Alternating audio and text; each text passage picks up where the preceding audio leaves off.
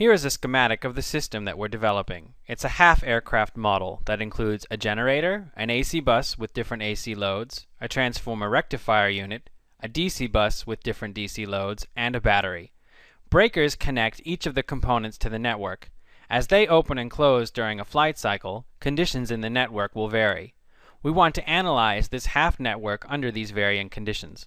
A full aircraft model would include other components. We have not included them in this half aircraft model, for we only want to analyze the interactions between these components. This is a common practice in the aircraft and marine industries. The goals that we have for our simulation are to analyze this network. We'll want to determine the power requirements for the different components on the network, as well as the power lines that connect them. We'll want to analyze system interactions between the multi-domain components, including electrical, mechanical, hydraulic, and thermal effects. And at a more detailed level, we'll want to perform harmonic analysis. We'll want to analyze the power quality under varying conditions and look at the voltage and current at different nodes in the network. This set of simulation goals can be best fulfilled with models of varying fidelity. We're going to see as we go through the development process that we will have an abstract and a detailed model. When we look at the simulation results from these variants, we'll see that the results from the system level and detail models match. If we look closely at the simulation results, we can see that even with the dynamics due to the power switching in the detailed variant of our models, that matches the results from the abstract version. This allows us to iterate rapidly at the system level and also perform detail analysis of the electrical system. With this, we can achieve our goals efficiently. Here is the model that we're working with. We have created multiple variants for each component in the network. We will select which variant to use based on the task that we're performing. As we are exploring power generation options, we can substitute in an integrated drive generator, a variable speed constant frequency generator with a cycloconverter, or with a DC link. We can use an abstract or a detailed version of the AC components on the AC network.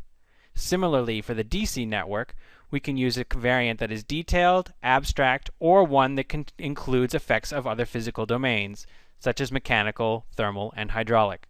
I'll now switch over to the model so you can see how this is done. Here is the model that we're working with. You can see the generator, distribution network, and the components on the network. The model is currently configured to run with the abstract version of the components. The actuator is modeled simply by specifying the active and reactive power that this component consumes. If we configure this model to use the detailed version of the component, the actuator is modeled using an electric machine. We have a permanent magnet synchronous machine, converters, and a DC bus, as well as a control system. If we look at the transformer rectifier unit, we can see that it is modeled using transformers and universal bridges that use power electronics. We can also select a variant of this system that includes effects of other physical domains. Here you can see that we have hydraulic pumps, hydraulic loads, and in this component we can see a thermal network, where we can see how the behavior of this component varies as the temperature in the system varies. Our generator is modeled using a synchronous machine, and we have a control system to specify the field voltage for that machine. The flight cycles are chosen using a MATLAB variable called flight cycle num. And here we can see the data from the MATLAB workspace that controls when the different components are connected or disconnected from the network.